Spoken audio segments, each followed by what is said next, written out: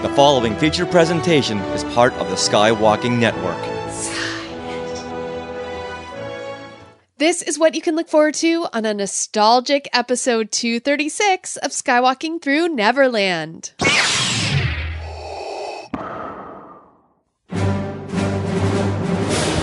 He said, how would you like to be Darth Vader? And she turned and she's looking at me and she said, I love you, Darth Vader. So we're hearing stories you're not going to hear anywhere else, including one that made me almost fall off my chair. Freedom can be the opposite of order. And so Darth Vader is trying to maintain order. That's the way I approached it. Walt Disney World, that was a really nice place. All planned community. I thought Darth Vader would like this. And there I am in armor and whatnot. And I thought my heart stopped. And at the same time, my vision started to get dark. It's your 50th birthday episode, Richard! That's what I want to do for my birthday. I want to relive my childhood. Are you ready? Off to Neverland! Here we go! A long time ago, in a galaxy far, far away. To all who come to this happy place, welcome. Disneyland is your land. When I first made Star Wars, everybody in Hollywood said, well, this is a movie Disney should have made. You're more than just fans. You're family. Best day ever! Secrets lab. It's about family, and that's what's so powerful about it. Hey. When you use a bird to write with, it's called tweeting. When we visit the world of Disney, we never grow old. It's a Peter Pan, Never land that keeps us young in heart. This is Jedi Master Obi-Wan Kenobi, and you are skywalking through Neverland. I have a good feeling about this. Hey, Skywalkers! Buckle up, because we're going to take a wild trip down memory lane.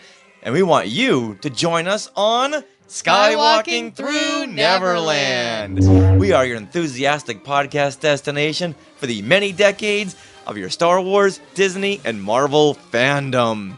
And when I say decades, I mean decades. Oh, is it? Wait. That's 5 foreshadowing. decades? Are you talking about me or fandom? I'm talking about you.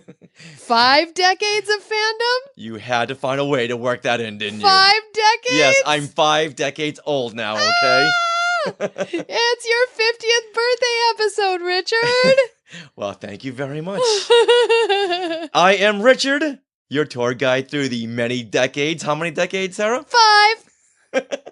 And now, everyone, please say hello to my sweetie wife, Sarah, who's not as many decades old. No, I'm only 3 decades old and more. 3 and some 3 change. 3 But you know what? Something. We're not going to go there. 3 and some change decades.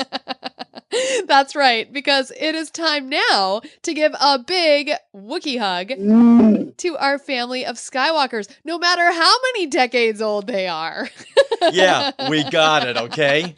And we want to thank you guys for listening to the show every single week. We also want to thank all the face huggers out there who watch live on Facebook. And we just love it when you share our joy in this adventure, this decades-long adventure. Yeah, I heard you. Through fandom. Now, we are recording this from Long Beach, California on January the 18th, 2019. So, Sarah and Minnie, what time is it right now? It's 1:42. Good afternoon. There you go. All right, so in this adventure through fandom, now, Richard, what have we done on your 50th birthday episode? Well, we took a drive to go see our new friend. Who's this new friend? Well, his name is Bryce Eller. And who's that? Well, he is the guest I have wanted on Skywalking Through Neverland since we started 5 years ago. Now, Bryce Eller, who used to go by the name of Kermit Eller, he was the man inside the Darth Vader costume. So whenever you saw Vader on TV or making live appearances, it was Bryce. This is going back to the 70s and 80s when Vader used to appear on the Donnie and Marie show, the Academy Awards, on the Making of Star Wars TV show. Right, and didn't he even put his footprints in the Grauman's Chinese Theater or Mann's Chinese Theater? Let's just call it Grauman's Chinese Theater. Okay. Yes, that was Bryce, who put his footsteps into that wet concrete back in 1977. Now, why has he been your white whale? Because that's a good question. Because he plucks those nostalgic nerves for me. And when I was a kid, it was all about Darth Vader. Oh, okay. And being such a huge fan of Darth Vader, it was Bryce in the costume that I was always looking at on the iconic poster that was sold in 1977 with Vader's arms flailed out and the Ralph McQuarrie lightsaber drawn in. He was on the merchandise. So whenever I saw Vader, it was always him. Okay. And then, even as a kid, did you associate there was someone inside that costume? Well, I was always a credit hound, so I just figured that was Darth Vader. That was David Prowse in there. Okay. Because there's no reason for me not to believe that was David Prowse. Right. Especially like on the poster art and stuff like that. Exactly, yeah. And you know what? Honestly, I don't even think I even thought that through, because to me, it was Darth Vader. But had you asked me, who do you think is inside that costume? I would have said, well, of course, it's David Prowse. Okay. Even at 8 years old, I knew all the actors. Okay. So now, wait a minute, because you thought that David Prowse was in the costume, so wouldn't Dave Prowse be your white whale? No, because when I found out that it was Bryce in the costume, that's when I began my search. Okay, I see. I put out posts on Charles Lippincot's Facebook page, and Charles Lippincott, he was the advertising and marketing president for Lucasfilm back in the vintage days, and I put out a post on his site thinking if anyone's going to know where Bryce can be found, I can put it there, and we got a huge stream of people weighing in, but no one really knew where it was. People were saying, oh, I'd love to hear from him, or wow, I'd love to hear his stories. So then I began to think, I've never heard any of his stories. Right. I've never seen an interview. This was before Skywalking. Mm-hmm. So I think putting out that post was one of the genesis of Skywalking. Okay. Because I've always wanted to talk to him. And it's like, what am I just going to call him up and say hello? So then when we thought about doing the podcast, I thought, wait a minute, this is a good reason to actually get in contact with these people so we can have them on the show. And we have a good platform for them to come on and share their stories. Mm-hmm. Yeah. And boy, did Bryce share his stories. Pete Vilmer had written an article on Bryce back in like 2015. And this was on the StarWars.com website. On StarWars.com, yeah. And that was a good jumping point to know where he was and what he was doing, but there was follow-up questions. Oh, yeah, always. And we sat down with Mr. Eller, and he told us so many stories. Yeah. So many stories I've never heard. Beyond that StarWars.com interview, I believe we're the first interview he's ever done. And it was like, he didn't think he had so many stories, but we were at his house for over an hour. And we were almost there 3 hours. 3 hours, because at the end, you and he bonded over kitchen remodeling. Yes. He had just remodeled his kitchen. Oh. We were sharing our pictures and I was admiring his kitchen. So that was a great way. We drove up there on January 16th to see him, and that was my birthday. And I thought, that's what I want to do for my birthday. I want to relive my childhood, because as we'll talk later on, I had seen him at the Bradley's department store in Watertown, Massachusetts back in May of 1978. Wow. May 11th, 1978. How do I know that? Oh, foreshadowing. Yeah, you'll have to find out. Yes. And now I've got to say that this was his Star Wars, or even podcast debut. Absolutely. So we're hearing stories you're not going to hear anywhere else, including one that made me almost fall off my chair. You did that a lot. Yeah, I did. But there was one that blew me away. Now, we're going to split this up actually in a couple different episodes, because, we just did such a fun interview that we'll share it with you in delightful chunks. Yeah, I think we recorded almost 2 hours. Yep. Mm-hmm. So we'll break it up, just because we want people to digest everything he's got to say. Exactly. Now, meeting Bryce, that came through the midichlorians. Yes. The midichlorians were all speaking to each other through fandom. And by that, I mean someone who had read an article about my Celebration Zero experiences on StarWars.com. Well, he tracked me down on Facebook, and he and I were talking, and I had mentioned that I'd always wanted Bryce on the show. And this man named Shamim Dana, he had said, "Oh, I was just talking to him today." Like, what do you mean you were just talking to him today? Seriously? And that fateful conversation with Shamim led us to actually having Bryce on the show. But for now, let's meet Shamim Dana. Hey, Shamim. Hey. Thanks for coming on here. And we got to say, this episode is dedicated to you for making this meeting with Bryce Eller happen. So thank you very much. Yeah. But now, You're welcome. Now let's get to know you. When did your Star Wars fandom start? It started when the VHS for the special editions, August of 97. The first one I actually watched was Empire, then Star Wars, then Return. So the VHS release started off your Star Wars fandom? Yes. Oh, okay. Nice. Yeah, so you know what? Let's talk about your autograph collection. You have an immense autograph collection. Who was your first autograph, and did that lead you down to the collecting path? Yes, the first person I met was in 1996 for the anniversary of Wizard of Oz.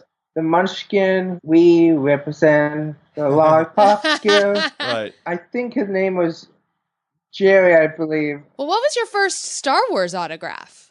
That was C. Andrew Nelson. C. Andrew Nelson? Yes. Yeah, C. Andrew Nelson played Darth Vader in the Empire Strikes Back special edition. Yes. Oh. So whenever you saw new footage of Vader, that was an actor named C. Andrew Nelson. Oh, I never knew that. Yes. Huh. Well, what is your most prized autograph? My dad's Babe Ruth baseball signed by Lou Gehrig and Babe Ruth from 1927, which he got from his grandfather. Wow. And I've met Stan Lee twice. He signed the poster, which I think is the last thing he signed. Oh. Wow. You've gotten so many autographs, but maybe what is one autograph that you really want that you don't have yet? Like, who is your white whale? Mark Hamill on that comic book movie poster. Oh. Since that poster started in 2014, and right now I have about 900 plus autographs on that poster. Wait a minute, you have 900 autographs on the comic book The Movie poster? You have everyone but Mark Hamill, who wrote and directed the movie? That's irony. I don't think 900 people worked on that movie. It was a straight-to-video release. No.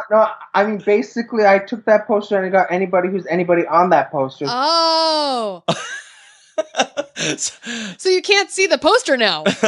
Yeah, so actually, I do have 6 autographs by Mark Hamill already on his comic book, The Black Pearl. Okay, so you have Mark Hamill's autograph. Yes. But it's on his comic book called The Black Pearl. And you don't have his autograph on the comic book The Movie poster. Nope. Okay, got it. So what other autographs do you have on the comic book The Movie poster? Yeah, so basically I got Adam West, he just signed it. Julie Newmar. So you have everyone signing this one poster. What about signing something that relates to them? Like having Adam West sign a Batman DVD or a Batarang? Yeah, I got Adam West in his book, Batcave, and I got a check signed by him already. Wow. Well, that's a check you can't cash now. No. Yeah. That was dated 1981. Yeah, so it's canceled. So basically, I also collect canceled checks. I have Bob Ross, Michael Jordan, Penny Marshall. What? Well, you know what? I've got to ask, where are you getting these canceled checks by these celebrities? eBay. Of course. Wow. Oh my gosh. Wow. What does a canceled signed check from Penny Marshall go for? I paid about $40 for that check.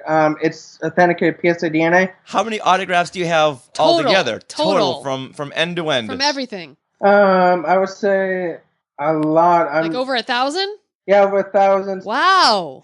Well, Shamim, before we wrap things up, I've got to thank you for joining the ranks as the new Skywalking Bounty Hunter. Well deserved.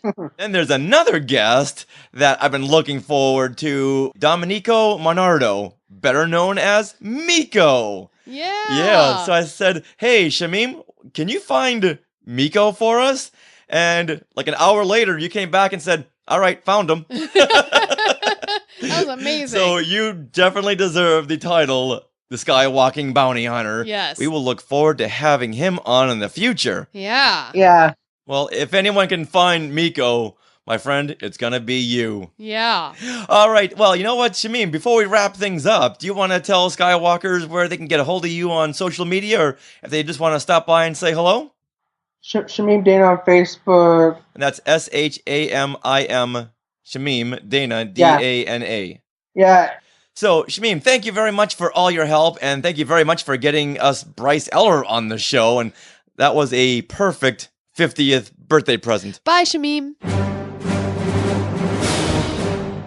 Back in the very early days of Star Wars fandom, one did not only see the ominous figure of Darth Vader up on the big screen, but they could also see him on TV, like the Donnie and Marie show and the Academy Awards. You could also see him on posters, t-shirts, and bed sheets. Darth Vader also made live appearances at charity events, department stores, and at Grauman's Chinese Theater, where he put his footprints in cement. The man inside that Vader suit from 1977 to 1982 was Kermit Bryce Eller. There is so much to talk about here, so here he is making his Star Wars podcast debut, Mr. Bryce Eller. Hello, how are you? Well, we are fantastic, and thank you so much for making your Star Wars podcast debut with us, and we are really looking forward to getting your personal view of fandom and being in the eye of the Star Wars storm.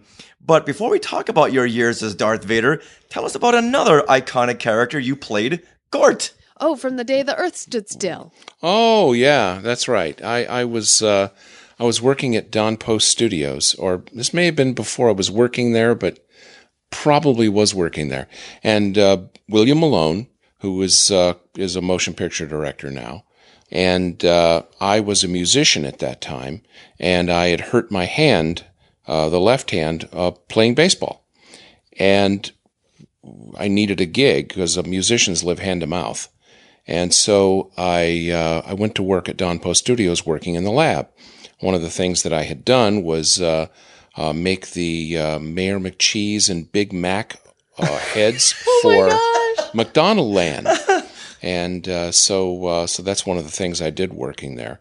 One of the things that Bill had done is Bill has been my friend since 1971, I think. And he and I were even roommates for a while.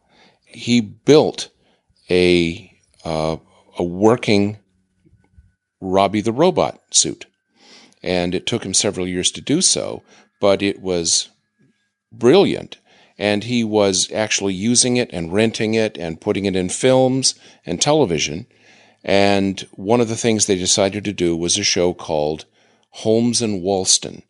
And this was shot on video.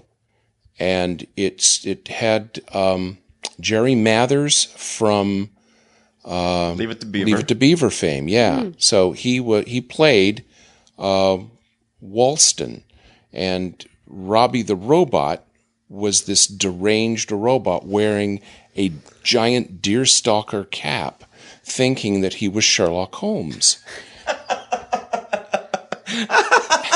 And he kept calling this Walston character Watson. And he would drag him off to these adventures. Well, one adventure involved an alien robot, and Bill had built the Gort suit for use at the Comic-Con down in San Diego. I think it was in maybe early 77, I guess it was, whenever it was. But anyway, we built the Gort costume. I'm not tall enough to actually be Gort, so we cheated. And what we did was we built the shoes so that I'm standing on tippy-toe. And so I got another maybe 12, maybe 10 inches out of these built-up shoes, standing on tippy-toe, which was hard to walk. And then, of course, the helmet adds a great deal of height as well. And I would look down through holes in the chin. That's how I would see. And Bill had built a practical light in the face, in the helmet. And so when you clicked on a micro switch with the hand, the visor went up and a brilliant blue light shone out. And we took it to Comic-Con. They were doing something, and I walked out at the end of this presentation, and people were like agog. Wow. And I walked up right to the edge of the audience. By the way, it was no stage. It was just flat. I walked up right to the edge of the audience, and I'm standing there still as a statue, and people start to settle down. I click the micro switch, and the visor comes up, and the light comes out, and people started climbing over themselves, over each other to get away. Okay? It was absolutely convincing. So it really was the day the Earth stood still. Yes, for some people it was. Wow, And so then he decided to use that. Again, we had the costume sitting around, and we used it to make this Holmes and Walston. You can still Google, if you Google Kermit Eller Gort, you'll see a picture of me with Bob Short. Bob Short is the guy that's wearing the lower half of Robbie the Robot. Oh, no way. Yeah, that's what he's doing. And he was another lab guy. He's a very talented sculptor, and he worked on films like Beetlejuice, a whole bunch of other stuff. He's an effects guy, and he's a great artist. And there was also Forey Ackerman was there, right? And Don Post Jr. So now, whatever happened with this TV pilot? Yes. Surprisingly, now what year was this? I think it must have been maybe 1976 or 77.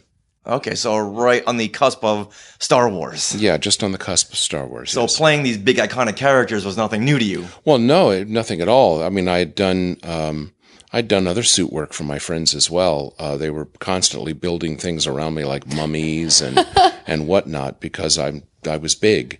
And Bill had done a film, another direct-to-video thing that he had done. He was, trying to make films. That's what filmmakers do, is they make films. And he did something called Night Turkey. And I think he's re-edited it. I think you could actually see it. Anyway, the Night Turkey was a play on Night Stalker. Mm-hmm. Only you had Carl Kolchak, who was played by Robert Short. And you had I was going to be the Night Turkey, and we did a little shooting, but I got a gig and couldn't do it anymore because I was a musician. Musicians play at night, and that's when they shot. And so they got somebody else to play the Night Turkey. What instrument do you play? I'm a bass player. Oh, nice. And I sing. Oh, cool. Okay. Awesome. Are you a bass as well when you sing? I do baritone, and I also do tenor. Okay. So I have a very wide range. Yeah, you do. Nice. Are you in a band right now? I play with friends. Okay. Mm-hmm. That's the best. Got to keep it up. Yeah. I love that. And when you're saying that a lot of people had to come to you to play these big characters because you're 6'5"? Yeah. Mm-hmm. Now, let's lead into how you got the job as Darth Vader. Sure. Mm-hmm. And you were working at Don Post Studio, and then what happened? Well, so one day we got a brochure in the mail from 20th Century Fox. And 20th Century Fox was one of Don's licensees. And that was for Planet of the Apes. We also had other licensees like Universal and all sorts of different ones. But we had this brochure, and it was Star Wars, and this was months before the film was out. All it had in it was stills, and you could see all these amazing characters. We thought they were all robots. We thought it was all the stormtroopers were white robots, and we thought that Darth Vader was a big black robot. What do we know? And because there's no other information in it, it's just an opening bid for interest from licensees. And so we were agog, and we convinced Don Jr. to head down to over to Fox, who pointed him at Lucasfilm to get a license. So we negotiated a license. Bill assures me that the license was $1,000. Bill Malone assures me that it was $1,000. I always thought it was $5,000, but it was $1,000 for the license plus, licensing fees on the product. And George only charged Don $1,000 for the first 3 films because he called him his lucky licensee because he was the first one before Kenner. Kenner was a week later. And it cost Kenner $100,000 initial licensing fee. Timing is everything. Timing is everything. We ended up making 4 masks. You had Chewbacca, you had Stormtrooper, you had C-3PO, and Darth Vader. Couldn't make the Darth Vader helmet full size. It was just too huge. All right, so they made it abbreviated. And you have no idea how many Darth Vader appearances were being made by people with little tiny Darth Vader heads on. Yes, I fell prey to one of those. Yes. And it was just so incongruous. You go, wow, a shrunken Darth Vader. Anyway, so one day, Bob Short went over to Lucasfilm, and Lucasfilm was in a building on the Universal lot. It was building 426, and they were in the top floor, 426A. On 426B was, I think it was Robert Conrad is the name. But anyway, he was the guy from Baba Black Sheep, and he was also the guy that played with Wild, Wild, Wild West in the television. He played James West. Okay. And so he was in the building below, and Lucasfilm was in the building above. And so he went over to the Universal lot, got a sign-off or something. When he came back, he was wearing this T-shirt. It was a Star Wars crew T-shirt. And I went, ooh, oh, wow, Bob, can you get me one of those the next time you go over there? He said, I'll see what I can do. Bob is not an extremely tall man. He's, I don't know, about 5'7", 5'8", something like that. Anyway, he went over a few days later, and he was talking to Charles Lippincott, who was the head of publicity. And he said, hey, do you have any more of those T-shirts? And Charlie said, I'm sorry, all we've got left is extra large over in the box over there. And he said, that's fine, it's not for me. So we went over and got one, and he said, do you know somebody that could actually wear one of those things? And he said, yeah. He said, how would he like to be Darth Vader? Okay. And he said, he'd be fine with it. Because, of course, Bob knew me in all these things and knew that I was a suit guy. He said, yeah, have him call. So I went over there and talked to them, and it was just for one weekend. It was at the American Booksellers Association in San Francisco. And it was supposed to be Friday, Saturday, and Sunday. And so Gary Kurtz was there. And Gary put me in the costume, and he dressed me incorrectly. He knew that the vest went on backwards, and he was right about that. But he thought that the shirt sleeves went on backwards as well. Oh, right. And so he put the shirt on backwards and tied it in the back. Right. Well, it's supposed to go on with the it's like a I don't know if the word jerkin applies, but it's sleeves, all leather, and then it's fabric. Okay. For your chest, your torso. Yeah, and that there are some ties there, and he put that on backwards, but the suit fit perfectly, and so they said, okay, well, we'll fly you up there and get you a ticket and all that kind of stuff. And I said, I really want to do a good job for you guys, and the film's not out. How does Darth Vader move? Yeah. Okay, I want to be able to do this right. How does he move? And they said, okay. So they said, go to this place. So they gave me the address of an editing facility on Las Palmas Avenue in Hollywood. Whoa. Yeah, and so I went over there, and I said, yeah. He said, oh yeah, you're okay, no problem, sure. And he was busy editing the Italian Star Wars version. It was in Italian. It's War of the Stars, and it's like you could do that on reality TV now. But anyway, he threw a couple of reels of the original film onto a flatbed moviola. You've seen a flatbed moviola. Yeah. They're nothing like they use today. Yeah. And it's just strictly analog film, couple of you're set up for 3 sets of film, 2 visual and 1 mag, and it was 35 millimeter film. And so they set it up, and he was showing me on this little glass screen, no more than 6 inches across. So I'm watching Darth Vader, walk and talk. And I had brought along with me a cassette recorder. I said, "Do you mind if I tape some of the dialogue?" And he said, "No, that's fine. Go ahead." He said, "The film comes out in a week. What are you going to do with it?" Right. In 1977. At this point, James Earl Jones had already recorded the Vader lines. It was all there, Okay. yeah. So I'm recording. "Don't act so surprised, Your Highness. You weren't on any mercy mission this time. Several transmissions were beamed to this ship by rebel spies. I want to know what happened to the plans they sent you." So I'm working. I've recorded all of this dialogue. And when we go up to San Francisco, I stayed up half the night working and trying to get the timing.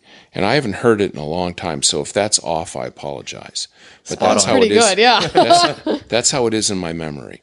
I'm a decent mimic. When we went out into the American Booksellers Association, I said, "Well, what do we do?" And he said, "I don't know. Just go ahead and I said, "How about this? I'll stand like a mannequin until people come up, okay? And I'll be completely still, and people will come up and be looking at the costume, and then I'll move, and it'll be fun, okay?" I love those jobs.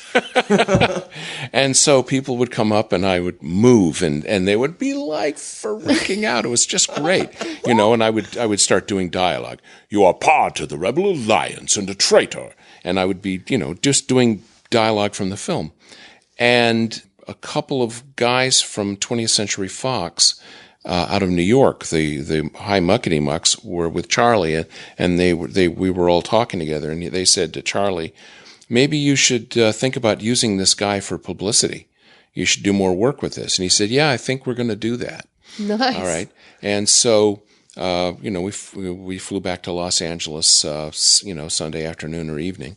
And he called me a couple of days later and said, "Hey, do you want to do, we're going to do like a premiere at a place in Westwood. Do you want to come and do that?" So, yeah, sure. So I came down and did that. I also shot some publicity stills for an appearance at the Broadway. And he said, "Yeah, we want to be able to have you do some appearances at the Broadway." "Okay, we can do that." Well, I started doing more and more of this stuff, and then Don Post says, "I'm going to have to get somebody to do your job, if you're going to keep doing this." And he says, "And I think you should do this. I think it's a good opportunity. I think you should go and do this full time." Wow. And I said, "Okay, I think it's a good idea too." And so I started doing appearances. And one day they said, "Yeah, we're going to have you go to Phoenix. How's your Darth Vader signature?" And I said, "I don't know. What does it look like?"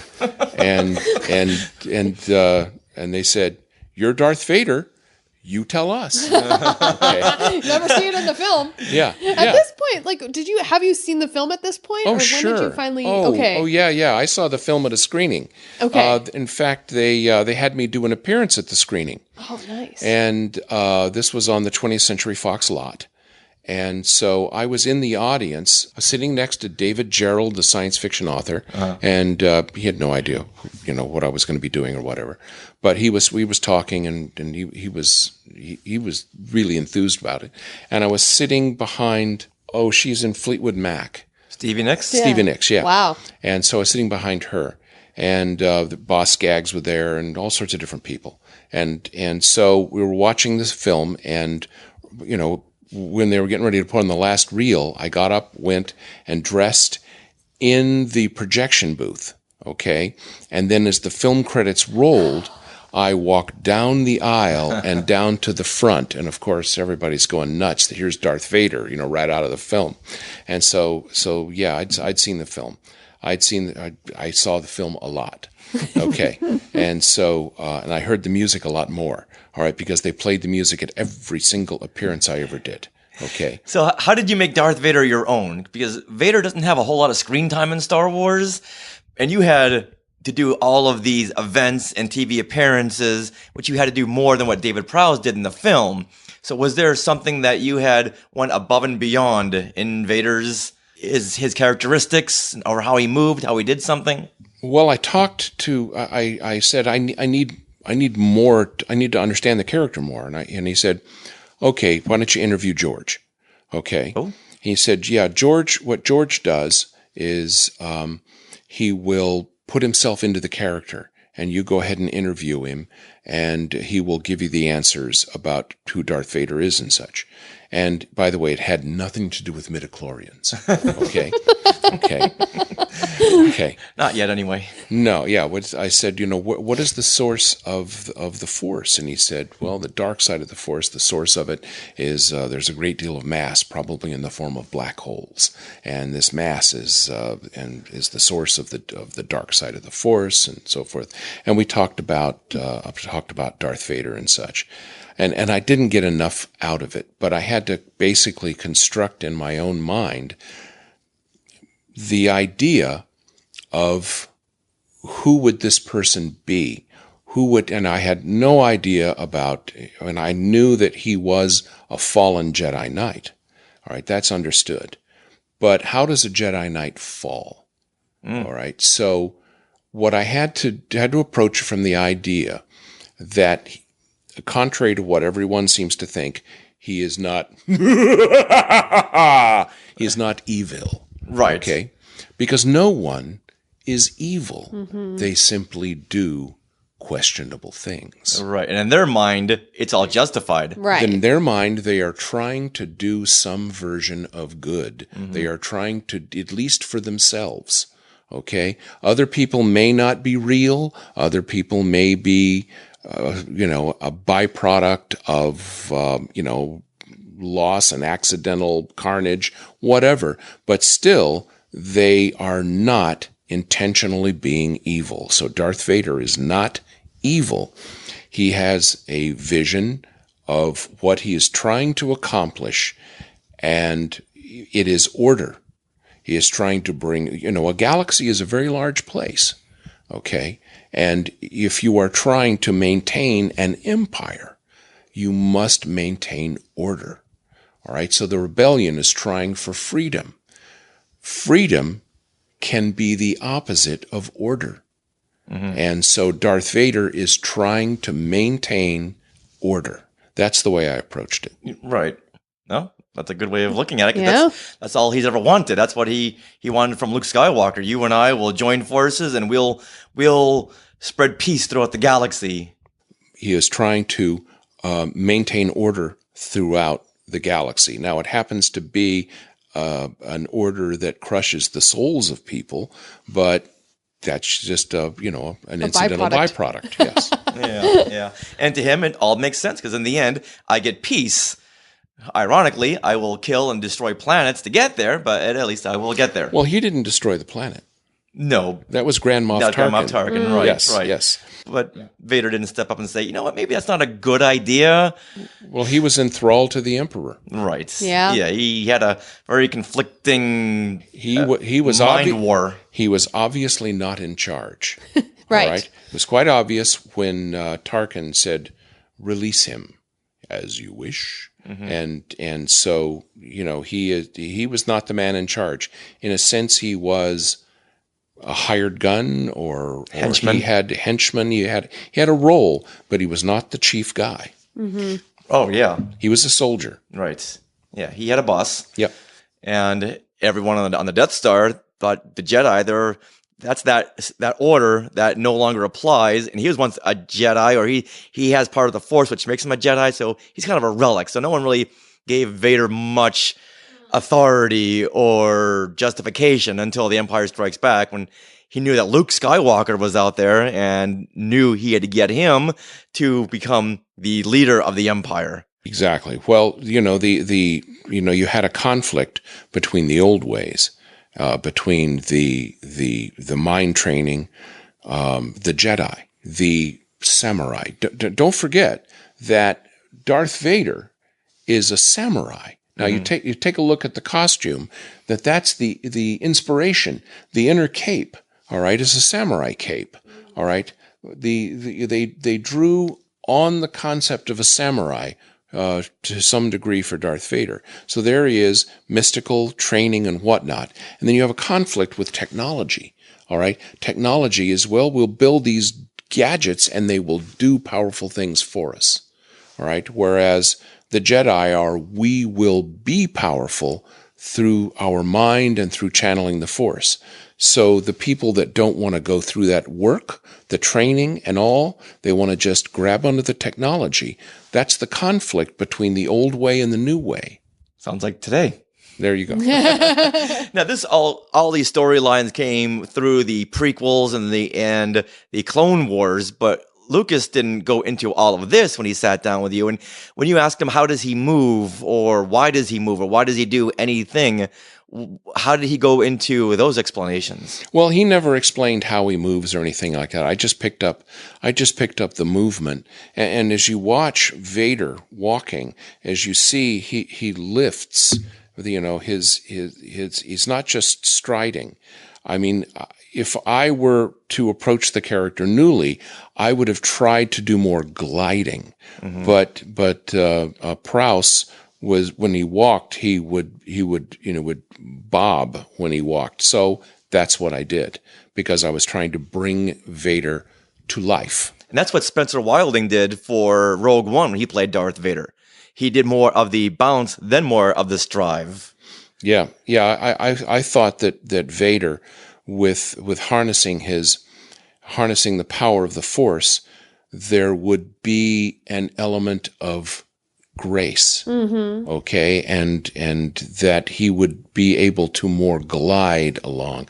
But that's not what I was presented with. Right. Okay. Of course, in your appearances, you did more of a cape flourish. Ooh. Well, that's kind of what you had to. You had to. Had a cape. I had two capes. What are you going to do? Exactly. Oh, it looked great. And this was the actual screen used David Prowse costume. Yes, it was. Wow. Yes, it was only one. That was the way it was explained to me in the beginning. And when we first unpacked it, I went, "It's used." Oh. It was fragrant. Whoa. Yeah. Now I found a cleaner that was in North Hollywood by they were a specialized leather cleaner, and they did a fabulous job of keeping that suit up over the years, because I had that suit for 2 years.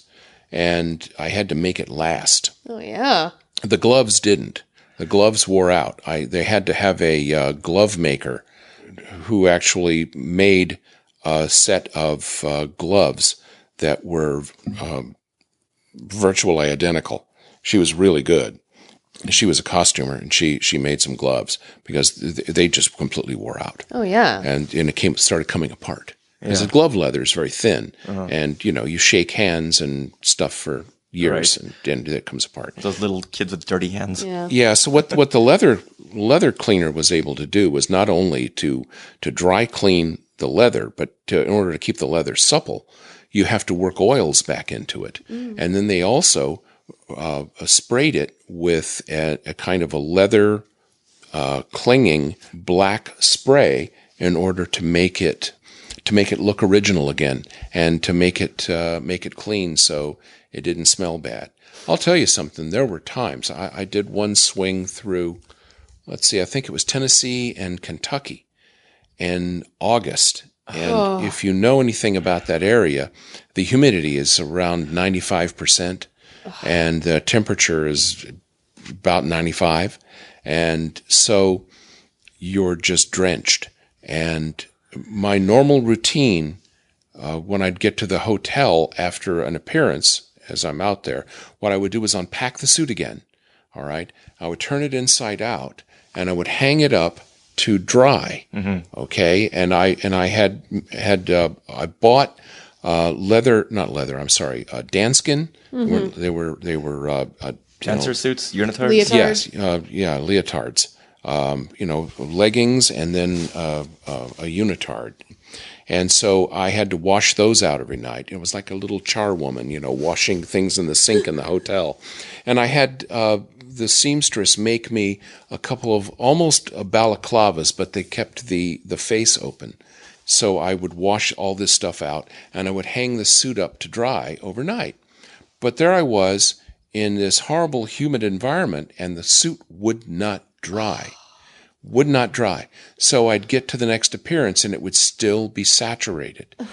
And I was out a week, and I promise you the suit started to grow things. Oh. It started to grow. Oh, no.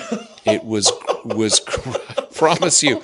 It was Things you there don't was think you're talking about on your podcast. was the sheen. There was like a sheen of green that was beginning to grow on the suit because it's organic and it's wet and there's all sorts of nutrients in there. Whoa. And I could not wait to get back to LA and get this thing to the leather cleaner and say, please do something about this. They said, yes, sir.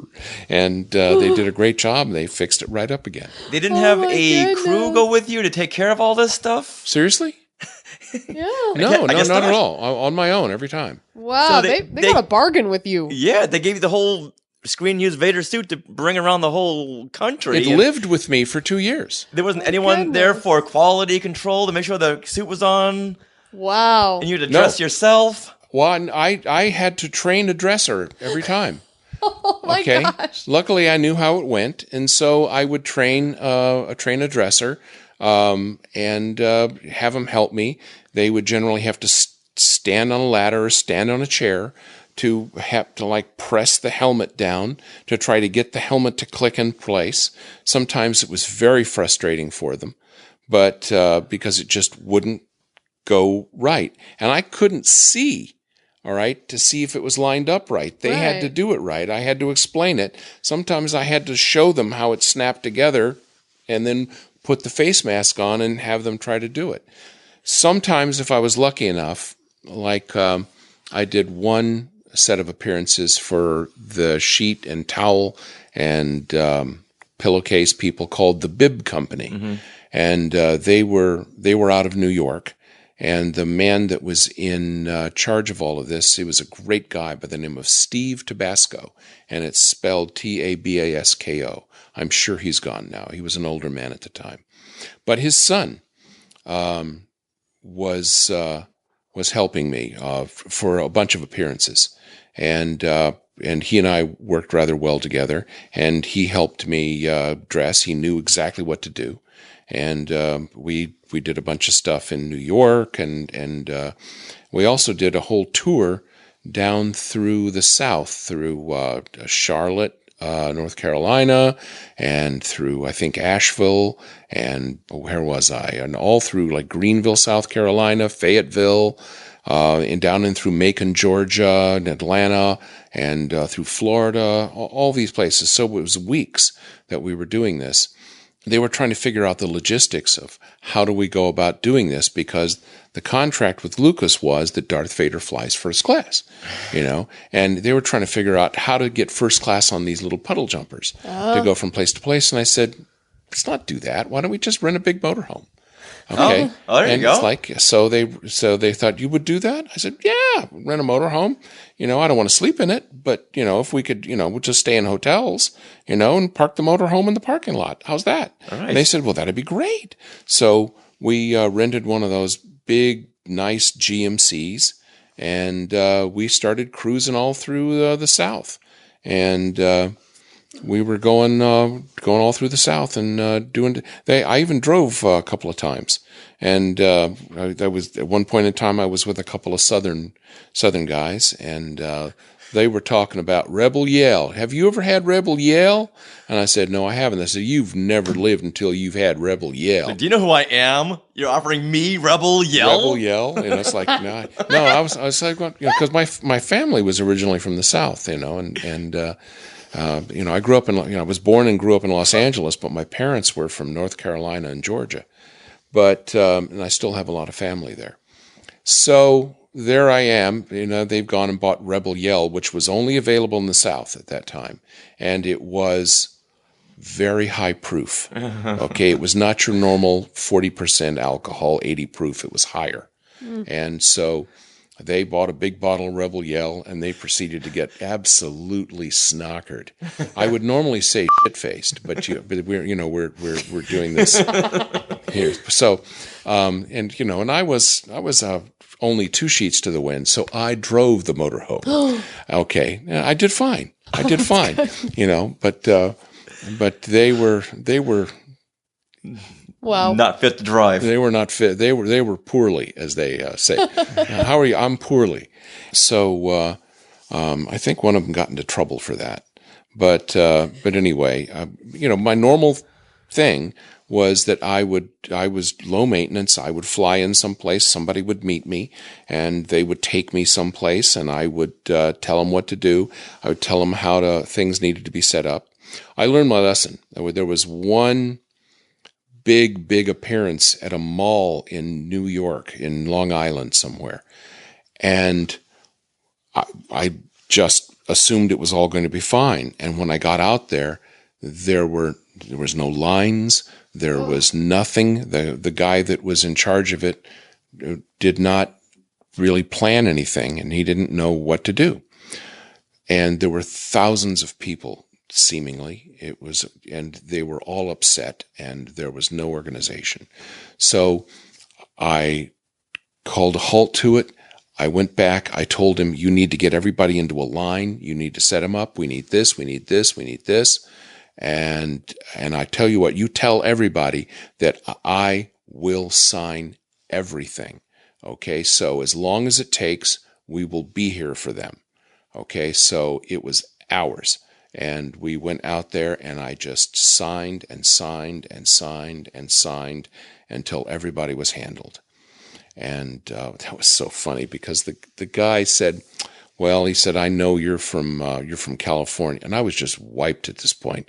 And my thought was, just take me to my hotel and just let me forget this evening. Uh-huh.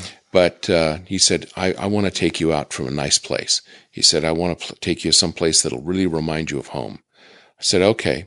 So we go to a Coco's hamburgers. And it was like, okay. You said nice, correct? I said, this is very homey. Wow. Yeah, Coco is just your mid-level dining place. Yeah. It's like Sizzler, but with a different name. Right. With a different name, yeah. Without the steaks. So what was your touring schedule like? Oh, I would do at least 2 appearances a day, sometimes 3, sometimes 4. Wow. Depending. And I was generally, on the road for on average, about 3 weeks out of the month.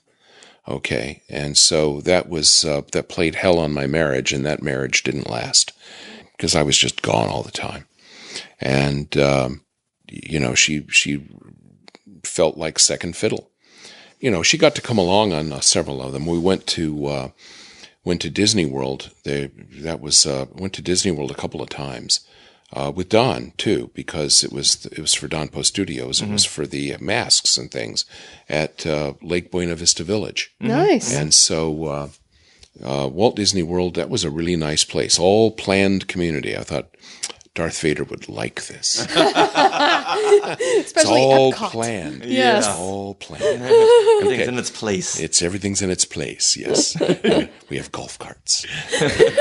So and they have cookies. And yes, and when they've got all sorts of it was a lot of fun. And so she came along. Came along a couple of times, and it was fun.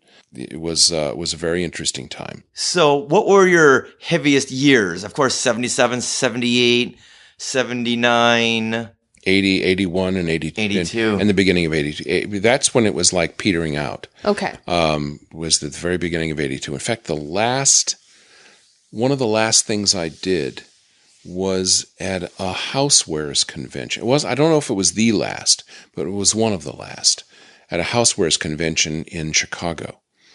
And that was a very interesting time. The place was really warm because it was, I think, January, February, and it was at a place called McCormick Place, which is a big convention center. Yeah, that's where the next Star Wars Celebration is going to be. Oh, yeah. Yeah. Okay. Well, this is interesting because, I was there it was a housewares thing. I don't even remember. I don't remember who it was for, but whoever it was a license for some kind of houseware thing. George licensed everything. I mean, I would have not have been surprised to see Star Wars 5-day deodorant pads. I would have bought them. Yeah. And he would have known that too. Yeah. Yes. So I was there and in McCormick Place, and it was very hot, and I was just in costume for hours. And it was a very strange thing. I don't know if you guys know what, there's something called vasovagal syncope, okay? And that's, without getting too technical, that's where something stimulates the vagus nerve in such a way that it causes the heart to slow down, okay? And that's one of the reasons why soldiers standing at attention can just pass out. Oh. Okay? What happens is it's a neurological and a physical response in the body that causes the heart rate to slow because of the vagus nerve. And that apparently happened to me because I'm just standing right there, and it felt to me like my heart had stopped. It didn't, of course, but there I am in armor and whatnot, and I thought my heart stopped. And at the same time, my vision started to get dark and started to sparkle. And I thought, I'm dying. And my vision just went like this and went like that. And I thought, wow, I'm going to be dead. And I went down onto the floor. They called the paramedics. And the last thing to go is your hearing. You can still hear. And all I'd really done is faint, but I didn't know that. For all I knew, I was dying. And it was really good for me because I thought, wow, this death thing isn't that bad. When the time actually, because I came to again, and I thought, well, that was very instructive. When the real time comes, there's really nothing to be frightened of. I've already been there. And that's great. Was this in the middle of the actual appearance? This was, I don't know where I was, but I wasn't had gone to a booth or something like that, and I went down. There was people standing around, and the paramedics came, and they wanted to cut me out of the suit. Oh no. Okay. And I told them, no. They said, sir, we need to do this. We need to, and I said, I don't think Lucas is going to be happy with me. Now, at this point in time, this was an Empire suit.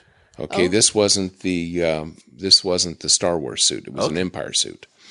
But I was still like, I said, look, I think I'm okay. I'll heal. The suit won't. Okay? Yeah. So I said, I decline, to be transported and cut out of the suit. Well, you ought to get Employee of the Month for that. Yeah, pretty much. And so that was one of the last appearances I ever made. And by then it was all winding down. It was, it had been Darth Vader everywhere for 5 years. But that was a very memorable appearance because it was a great life lesson.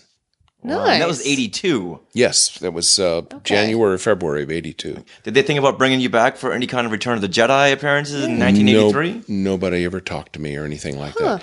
Huh. But, besides, in Return of the Jedi, Darth Vader dies. He's dead. How are you going to have Darth Vader appearances? He's dead. Look, bring him back again. Darth Zombie. That's going to be a spin-off movie. Talk to Disney. Yeah. That'll happen. Well, Richard, do you want to tell about your experience? So, yeah, okay. Richard's old enough. Well, go ahead. Okay. So, one of my highlights. He's got a story for you. One of my highlights of seeing you as Darth Vader came on May 11th, 1978. Okay. And do you know how I know that? You've got an autograph. Here is my 3rd grade journal. I love it. So my 3rd grade teacher, Mrs. Patterson, always made everyone write everything down. And I'm so thankful that she did. But she hated the fact that all of my stories had to do with Star Wars, but yet still encouraged us all to write. And so this is what I wrote on May the 12th, 1978. Now this is just more like a stream of consciousness. Yesterday, my mother and Lisa and Sean and I saw Darth Vader. he gave out free Darth Vader movie stills. There was new Star Wars toys. He wrote his name on the movie stills. Darth Vader had guards all around him. He had the real Darth Vader costume. I got 3 movie stills. First, we were looking in the mall, then we saw the sign. They had a new Star Wars necklace, it was a stormtrooper, and a new Star Wars shoes. Darth Vader stood on the stage, then we went to the bookstore, they had new Star Wars stuff. They had an R2-D2 model, and a C-3PO model, and a TIE Vader model, and an X-Wing model. The end. So, which means that's great. I saw you on May 11th, 1978. Too bad it wasn't May the 4th. Oh my goodness. Darn. Can we go back and rewrite history? Yeah, no, too late. Yeah. And this was months after I had seen the Econo Vader. And the Econo Vader is when they had these people from the stores just dressed up in the Dawn Post mask. And with a nylon cape and a black button-down shirt. And on September 22nd, 1977, I wrote, "Yesterday, I saw Darth Vader." But you drew this picture. That was all the memories I had of that. But then, when I saw the real Darth Vader, I realized, oh, that other guy, who was that? I'm sure that was a stock boy who was told to put on this Dawn Post mask and say hi to the kids. Yeah. But when I saw you up on stage, and I didn't know it was the real costume at that point, but it matched perfectly the real costume. So in my head, that's just what it was. That's what it was. And I recall looking up there, and you looked right back at me. Because I walked by the stage, and this woman handed me the movie still with your autograph on it, and I yelled, "Hi, Darth Vader!" And you turned this big, giant helmet, and you pointed at me. You're lucky I didn't have the Force, kid. He said, move along. So I wanted more FaceTime with Darth Vader, so I got in line a couple of more times. And I recall after my third still, this guy came over to me and said, "You know what? I don't want to wait in line. Want to sell me one of your Darth Vader movie stills?" No. And I wished I could remember where, and I don't throw anything away, and I know I still have those somewhere, and I tried digging through my garage right before today, hoping to find those, but could not find those. But that was one of the biggest, proudest days of my life, because that was the first time I'd ever seen something go from the screen to real life. To real life, yes. What fun memories do you have of meeting fans? Wow. I mean, I tell you, one of my fondest, this is funny, one of my fondest memories, I was in Tennessee. The event was pretty much over. And a young man who's probably in his late 20s, brought his little 3-year-old or so blonde daughter. He was holding her. And he brought her up to me and he said, "Okay, here he is, honey. What did you want to say to Darth Vader?" And she turned and she's looking at me and she said, "I love you, Darth Vader." And I was like, oh. And she wasn't scared of you or anything? She was like, holding on, but it's like I wasn't going to be me. I did one of the few times I ever broke character. And I just said, "I love you too, sweetheart." I just couldn't imagine being Darth Vader at her. But, so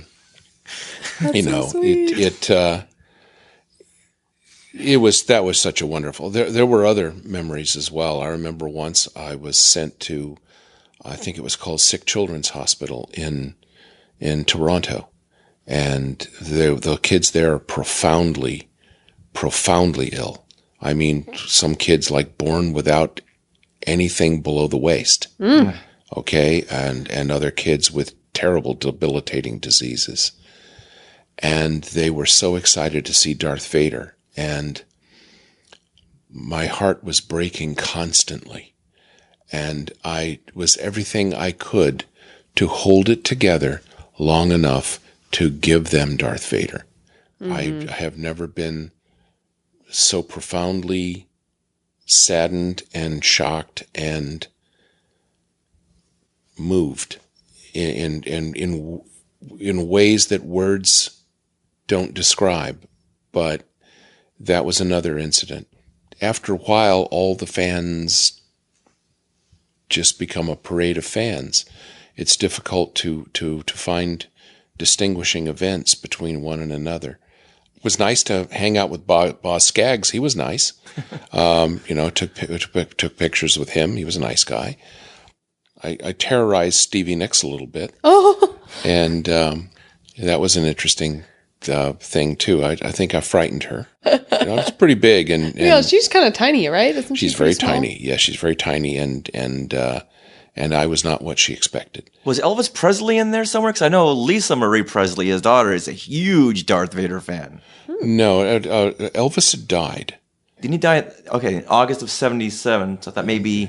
No, I never met. What was interesting is when I went to visit your poster there, that when those Star Wars pictures came out, the color posters and all that kind of stuff, that was Factors, etc. Incorporated out of Bear, Delaware, and I went and visited them. As I was sitting around talking to those guys, they were talking about Elvis, and they were talking about the Colonel, because they were a bunch of Carney guys. They'd grown up doing carnival stuff, and they knew Colonel Tom Parker, and they'd all come up together, and so they were telling Elvis stories, and that was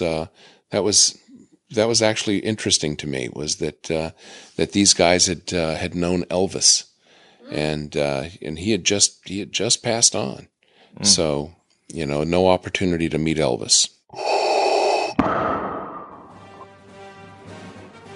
So that was part one of our conversation with Bryce, and there are so many fantastic stories coming up.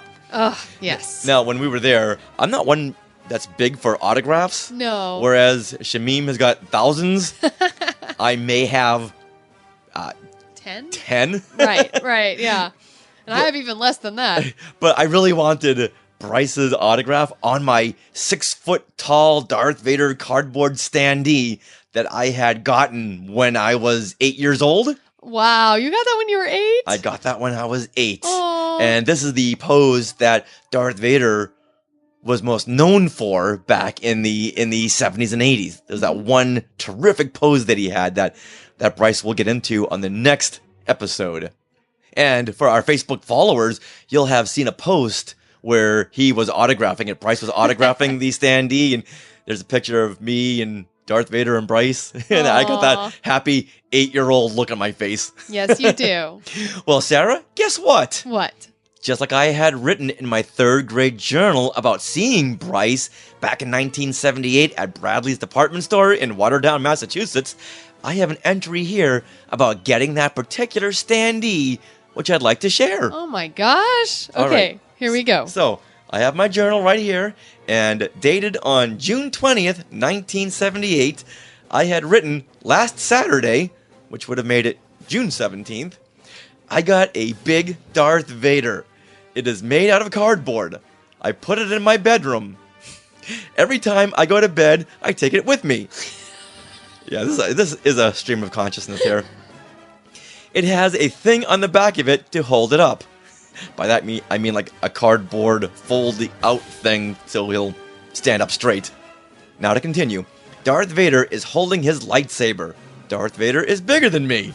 It's like a laundry list here. I put all of my Darth Vader stuff near it. On Saturday, I slept in the living room. I brought Darth Vader with me. When I woke up, I saw a big guy was standing right beside me. It was Darth Vader. Every time I wake up, I see Darth Vader. He is watching me. I got it. That sounds kind of ominous. I got it in Waltham. Nice. And I got it at a place called Discland Records. Wow. On Moody Street, which is no longer there. No wonder that you were like obsessed with Darth Vader, because he was watching you as you slept all through your childhood. You know, maybe I felt protected having Darth Vader watch over me every single night. What did your mom think of this? Oh, she said, you know cool. what? If he's not getting into trouble, then let him have it. Okay. Let him go. But little did she know I was getting in a lot of trouble at school because all I had on my mind was Darth Vader. And Star Wars. Wow. But she saw value in that because if he's learning about history and art through Star Wars, and he's actually studying all these credits, then there's something there. So teachers learn from that. And I think that's why my third grade teacher, Mrs. Patterson, she had made me Star Wars math problems. Right. And she was trying to help me because when I was that age, I did not know the difference between a quarter and a nickel and a dime. A penny I knew because it was copper, but I could not distinguish those other coins. But she had written out problems like, if Richard went to a yard sale and bought an SW card for 15 cents, and he bought another one for 5 cents, how many nickels and dimes would he need? Okay. Nice. It was nice, but it's like, Mrs. Patterson, I appreciate the effort, but SW cards, you couldn't have written out Star Wars? That's my initials. It is. Now, had they said, if you were going to buy some Sarah Woloski cards, I'd be on top of that. That's your future wife who has not been born yet. You're right? Aw. How funny. So I get many more entries on Darth Vader and Star Wars, which maybe I'll have to break open in the future. Yes. Maybe on the next episode when we continue our conversation with Bryce Eller. Well, that wraps up episode 236 of Skywalking Through Neverland. We'd like to thank Bryce Eller for making his podcast debut with us and sharing all those fantastic stories. And we'd also like to thank Shamim Dana for putting us in touch and for coming on the show. And we'd like to thank all of you Skywalkers for tuning in each and every week. Now, if you would like more Skywalking Through Neverland in your life, check out skywalkingforce.com. It's where we plus up our content and offer little extras just for you, including extra audio content. So be a part of the Skywalking Force at skywalkingforce.com. Also on Skywalking Force, which is our Patreon page, we are sharing some video of Bryce Eller. And he shares a couple stories that we didn't record, but it's only on that video. Oh, that's right. Yeah. When we stopped recording, he said, hey, I got some more stories. Like, okay, this is for Skywalking Force. Yeah. So yeah, he just, once he started, he just didn't stop. It was really fun. Yeah, we were there for a good solid 3 hours. It was amazing. And it was an amazing birthday. Yay. Aw. Well, Skywalkers, if you'd like to support us in a different way, please just share the show with a friend. Keep listening to us. And you can also head to skywalkingthrough-neverland.com and click on the links to Pozu shoes, Oppo suits, or TeePublic. And that gives us a little extra. You can also head to youtube.com and subscribe. We are youtube.com/skywalkingthrough-neverland. You can also find us at jedinews.co.uk and Fantha Tracks. Now, for social media, we are at Skywalking Pod for Twitter and Instagram. And we also have our lovely Facebook group, which you can just search Facebook for Skywalking Through Neverland group and request to join and answer the questions that pop up. You can also email us, share@skywalkingthrough-neverland.com. And we want to ask everyone once again to please go over there to Apple Podcasts or Stitcher and leave us a review. We'd love to know what you think. And always remember to go back and visit your childhood on your 50th birthday. And Neverland on Alderaan. Some imagination, huh?